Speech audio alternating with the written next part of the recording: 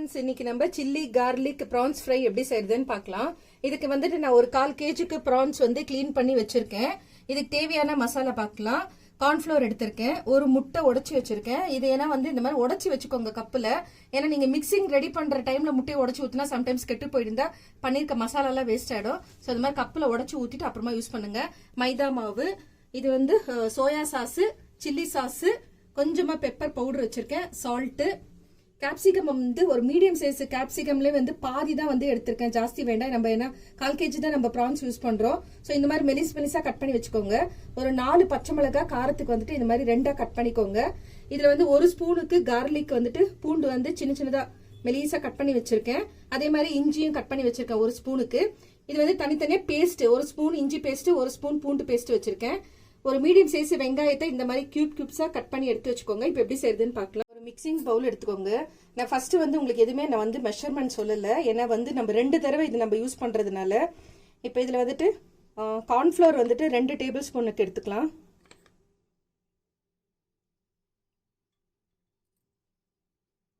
அதே மாதிரி மைதா மாவு 2 டேபிள் ஸ்பூனு,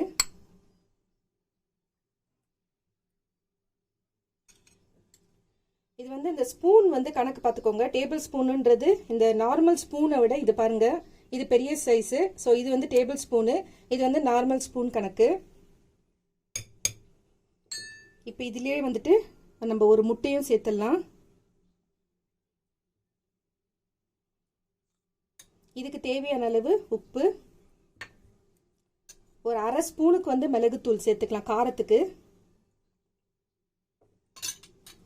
சேர்த்துட்டு இதோட வந்துட்டு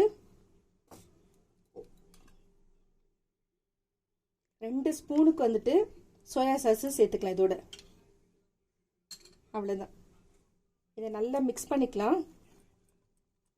நம்ம தண்ணி எல்லாம் இதில் எதுவுமே ஆட் பண்ண போகிறதில்ல. இந்த முட்டை இதுவும் இந்த சோயா சாஸும் அது அந்த தண்ணி இதுவே போதும். இதுக்கு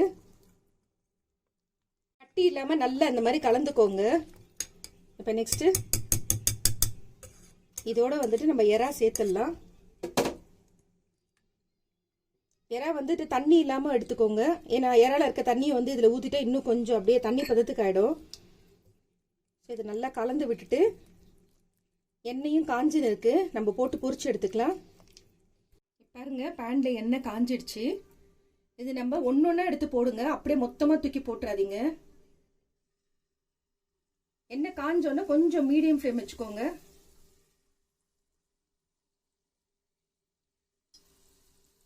இப்போ பாருங்க, நம்ம எல்லாத்தையும் போட்டாச்சு. ஒரு நிமிஷத்துக்கு ஆகட்டும். ரொம்ப நேரம் வந்து குக் ஆனாலும் வந்து ரப்பர் மாதிரி ஆகிடும். ஏன்னா இது வந்து சீக்கிரமே வந்து குக் ஆகிடும். கொஞ்சம் வேகட்டும். ஒரு நிமிஷத்து ஆகிட்ட பிறகு நம்ம திருப்பி விடலாம். இப்போ ஒரு பக்கம் ஆயிடுச்சு, நம்ம திருப்பி விடலாம். இது வந்து மீடியம் சைஸ் ப்ரான்ஸ் தான் வாங்கியிருக்கேன். ஆக்சுவலாக வந்து எண்ணெயில் போட்ட உடனே அது வந்து சின்னதாக அப்படியே வந்து சுருட்டிக்கும். இந்த ப்ரான்ஸ் வந்துட்டு அந்த மாதிரி இல்லை, அப்படியே நீல வாக்கிலேயே இருக்குது ப்ரான்ஸு. இன்னொரு பக்கம் வேகட்டும். இன்னொரு பக்கமும் ஆயிடுச்சு, நம்ம எடுத்துடலாம். இப்போ நம்ம செஞ்ச பேன்லேயே வந்து மசாலாக்கு ரெடி பண்ணிடலாம். இதில் இருக்கிற கொஞ்சம் எண்ணெய் கம்மி பண்ணிவிட்டு இதுக்கு தேவையான எண்ணெய் மட்டும் இதில் வச்சுட்டு எடுத்துடலாம். கப் எடுத்துக்கோங்க. 1 டேபிள் ஸ்பூனுக்கு கார்ன்ஃப்ளவர் சேர்த்துருக்கேன். இதுக்கு கொஞ்சமாக தண்ணி ஊற்றிட்டு இதை வந்து கரைச்சி எடுத்துக்கலாம். வெறும் கார்ன்ஃப்ளவர் தான் சேர்க்கணும். நம்ம செஞ்ச பேன்லேயே வந்துட்டு 1 டேபிள் ஸ்பூனுக்கு எண்ணெய் சேர்த்துருக்கேன். அதில் வந்துட்டு வெங்காயம் சேர்த்துக்கலாம். இதோடைய கேப்சிகம், பச்சை மிளகாய் அதையும் சேர்த்துடலாம். இஞ்சி பூண்டு கட் பண்ணி வச்சுருக்கோம் இல்லையா, அதையும் இதோட சேர்த்துட்டு ஒரு 2 நிமிஷத்துக்கு நல்லா இது வதங்கட்டும். நான் வந்துட்டு மைதா மாவு கார்ன்ஃப்ளவரில் நம்ம மிக்ஸ் பண்ணிவிட்டு எறா வந்து டிப் பண்ணோம் இல்லையா, அதில் வந்து இஞ்சி பூண்டு பேஸ்ட்டு வந்து நான் ஆட் பண்ணேன். அது உங்களுக்கு வீடியோவில் வந்து அது மறந்துட்டு அதை காட்டுறதுக்கு. அந்த பேஸ்ட்டை வந்து அதோட சேர்த்துட்டு தான் நம்ம வந்துட்டு எறா வந்து பொரிச்சு எடுக்கணும். இதில் வந்து நம்ம சின்ன பீஸாக வந்து கட் பண்ணி சேர்த்துருக்கோம். இது சாப்பிடும்போது நல்லா அந்த க்ரன்ச்சியாக நல்லா இருக்கும், அதுக்காக. இப்போ இதுக்கு தேவையான அளவு இந்த மசாலாவுக்கு உப்பு சேர்த்துக்கலாம். அதே மாதிரி ஒரு 1/2 ஸ்பூனுக்கு மிளகுத்தூள் இதோட சேர்த்துக்கலாம்.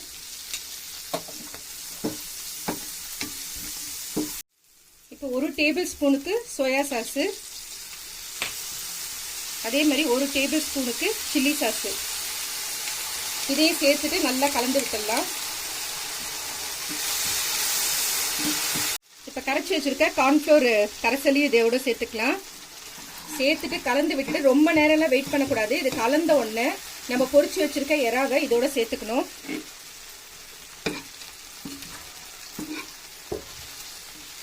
சேர்த்துட்டு இது மசாலாவோட இதை மிக்ஸ் பண்ணிட்டு ஸ்டவ் ஆஃப் பண்ணிடலாம். நீங்க விருப்பப்பட்டா இதுல வெங்காயத்தாள் கூட சேர்த்துக்கலாம். கிடைச்சிச்சுன்னா அதை கூட நீங்க கொத்தமல்லிக்கு பதில் அதை கூட சேர்த்துட்டு பண்ணலாம். இது ஒரு நல்ல ஸ்டார்டர்ஸ். இந்த மெத்தட்ல ட்ரை பண்ணி பாருங்க. டேஸ்ட் சூப்பரா இருக்கு. பாருங்க ஃப்ரெண்ட்ஸ், நம்மளுடைய chilli garlic prawns fry ready ஆயிடுச்சு. நான் உங்களுக்கு பிளேட்ல வச்சு காட்டுறேன். ரொம்ப பெரிய பெரிய ப்ரான்ஸ் வாங்க வேண்டாம். அது சாப்பிடும்போது உங்களுக்கு அந்த அளவுக்கு டேஸ்ட் இருக்காது. ஒரு மீடியம் சைஸே வாங்கிக்கோங்க. இது மேலே கொஞ்சம் கார்னிஷ்காக கொத்தமல்லி மேலே தூவிக்கலாம். வீடியோ பிடிச்சிருந்தா லைக் பண்ணுங்க. புதுசா பாக்குறவங்களா இருந்தா சப்ஸ்கிரைப் பண்ணுங்க. மறக்காம பெல் ஐகானை பிரஸ் பண்ணுங்க. அப்பதான் நான் போடுற வீடியோ உடனுக்குடன் நோட்டிபிகேஷன்ல வரும். Thank you friends. Take care. Bye bye.